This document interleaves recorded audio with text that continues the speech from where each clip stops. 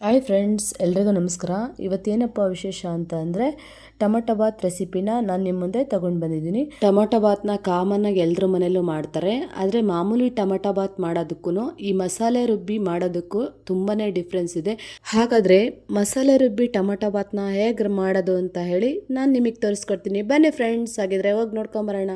ರುಬ್ಬಿರೋ ಮಸಾಲೆಯಲ್ಲಿ ಟೊಮಟೊ ಬಾತ್ ಮಾಡಲಿಕ್ಕೆ ಒಂದು ಈರುಳ್ಳಿನ ಹೆಚ್ಚಿಟ್ಕೊಂಡಿದ್ದೀನಿ. ಹಾಗೆ ನೆನೆಸಿರೋ ಕಾಬೂಲ್ ಕಡಲೆಕಾಳು, ಕರಿಬೇವು, ಒಂದು ಟೊಮೆಟೊ ಹೆಚ್ಚಿಟ್ಕೊಂಡಿದ್ದೀನಿ.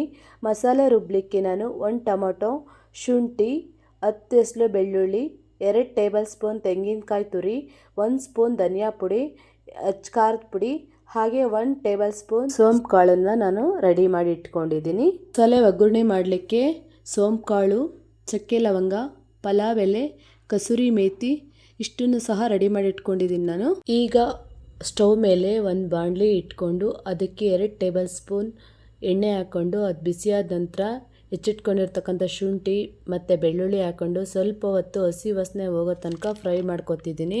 ಈ ಹಸಿ ವಾಸನೆ ಹೋದ್ರೇ ಟೊಮಾಟೊ ಬಾತ್ ತುಂಬ ಟೇಸ್ಟಿ ಆಗೋದು, ಇಲ್ಲಾಂದರೆ ರಾ ಸ್ಮೆಲ್ ಹಾಗೇ ಉಳ್ಕೊಂಬಿಡುತ್ತೆ. ಅದಾದ ನಂತರ ಇದಕ್ಕೆ ಸ್ವಲ್ಪ ತೆಂಗಿನಕಾಯಿ ತುರಿ ಆ್ಯಡ್ ಮಾಡಿ ಕಾಯಿ ತುರಿನೂ ಸಹ ಫ್ರೈ ಆಗಲಿಕ್ಕೆ ಬಿಡಬೇಕು. ಇದಾದ ನಂತರ ನೆಕ್ಸ್ಟ್ ಇದಕ್ಕೆ ಹೆಚ್ಚಿಟ್ಕೊಂಡಿರ್ತಕ್ಕಂಥ ಟೊಮೊಟೊ ಸೇರಿಸ್ಕೊತಾ ಇದ್ದೀನಿ. ಟೊಮೊಟೊ ಸೇರಿಸ್ಕೊಂಡ ನಂತರ ಟೊಮೊಟೊ ಸ್ವಲ್ಪ ಸಾಫ್ಟ್ ಆಗೋ ತನಕ ಹೀಗೆ ಫ್ರೈ ಮಾಡ್ಕೋಬೇಕು. ಟೊಮೊಟೊ ಸಾಫ್ಟ್ ಆದ ನಂತರ ಇದಕ್ಕೆ ನಾನು ಧನಿಯಾ ಪುಡಿ ಮತ್ತು ಖಾರದ ಪುಡಿ, ಸೋಂಪು ಕಾಳು ಹಾಕಿ ಚೆನ್ನಾಗಿ ಫ್ರೈ ಮಾಡ್ಕೊಬೇಕು. ನಂತರ ಫ್ರೈ ಮಾಡಿದ ಮಸಾಲೆನ ಸ್ವಲ್ಪ ತಣ್ಣಗಾಗ್ಲಿಕ್ಕೆ ಬಿಟ್ಟು ಮಸಾಲೆನ ರುಬ್ಕೋಬೇಕು. ನೋಡಿ, ನಾನು ಈ ರೀತಿ ರುಬ್ಕೊಂಡಿದ್ದೀನಿ. ನಾನಿವಾಗ ಸ್ಟವ್ ಮೇಲೆ ಕುಕ್ಕರ್ನ ಇಟ್ಕೊಂಡು ಅದಕ್ಕೆ ಸ್ವಲ್ಪ ಎಣ್ಣೆ ಹಾಕಿದ್ದೀನಿ. 1 ಟೇಬಲ್ ಸ್ಪೂನಷ್ಟು ತುಪ್ಪ ಹಾಕ್ಕೊಂಡಿದ್ದೀನಿ. ಆ ತುಪ್ಪ ಹಾಕೋದ್ರಿಂದ ಟೊಮಟೊ ಬಾತ್ ತುಂಬ ಟೇಸ್ಟಿಯಾಗಿ ಬರುತ್ತೆ. ಅದಾದ ನಂತರ ಅದಕ್ಕೆ 2 ಪಲಾವ್ ಎಲೆ, ಇದಕ್ಕೆ ಡ್ರೈ ರೋಸ್ ಅಂತಾರೆ, ಇದು ಸಹ 2, ಚಕ್ಕೆ, ಲವಂಗ, ಕಸೂರಿ ಮೇಥಿ, ಹಾಗೆ ಸ್ವಲ್ಪ ಸೋಂಪು ಕಾಳು ಇಷ್ಟನ್ನು ಹಾಕಿ ಚೆನ್ನಾಗಿ ಬಾಡಿಸ್ಕೊತಾ ಇದ್ದೀನಿ. ಅದಾದ ನಂತರ ಅದಕ್ಕೆ ಈರುಳ್ಳಿ ಆ್ಯಡ್ ಮಾಡ್ಕೊತಾ ಇದ್ದೀನಿ. ಈರುಳ್ಳಿ ಆ್ಯಡ್ ಮಾಡ್ಕೊಂಡಾದ್ಮೇಲೆ ಸ್ವಲ್ಪ ತಿರುಗಿಸ್ಕೊಳ್ಬೇಕು. ಈರುಳ್ಳಿ ಚೆನ್ನಾಗಿ ಫ್ರೈ ಆದರೆ ಟೊಮೊಟೊ ಬಾತ್ ಟೇಸ್ಟಿಯಾಗಿ ಬರುತ್ತೆ. ಚೆನ್ನಾಗಿ ಫ್ರೈ ಮಾಡ್ಕೊಬೇಕು. ಇದಾದ ನಂತರ ಇದಕ್ಕೆ ಕಾಬೂಲ್ ಕಡಲೆಕಾಳನ್ನ ಹಾಕ್ತಿದ್ದೀನಿ.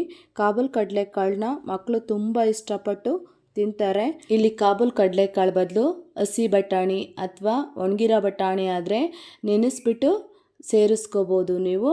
ತುಂಬಾ ಟೇಸ್ಟಿಯಾಗಿ ಬರುತ್ತೆ ಟೊಮೊಟೊ ಬಾತು. ಮತ್ತು ಟೊಮೊಟೊ ಕೂಡ ಆ್ಯಡ್ ಮಾಡ್ಕೊತಾ ಇದ್ದೀನಿ. ನಾಟಿ ಟೊಮೊಟೊ ಯೂಸ್ ಮಾಡಿದ್ದೀನಿ ನಾವು.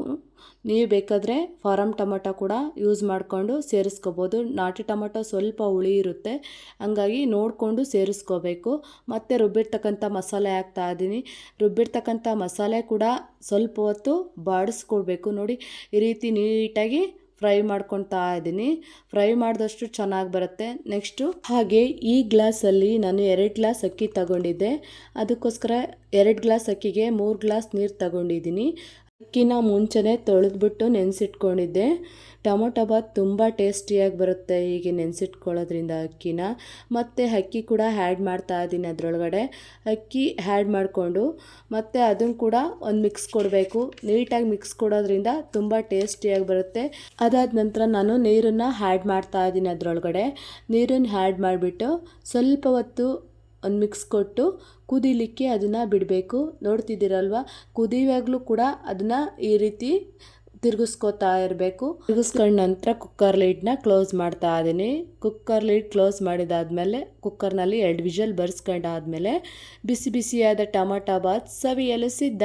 ಇವತ್ತು ನಾನು ನನ್ನ ಮಕ್ಕಳಿಗೆ ಲಂಚ್ ಬಾಕ್ಸಿಗೆ ಶಾವಿಗೆ ಪಾಯಸ ಮಾಡಿದ್ದೆ, ಹಾಗಾಗಿ ಅದನ್ನು ಕೂಡ ತೋರಿಸ್ತಾ ಇದ್ದೀನಿ.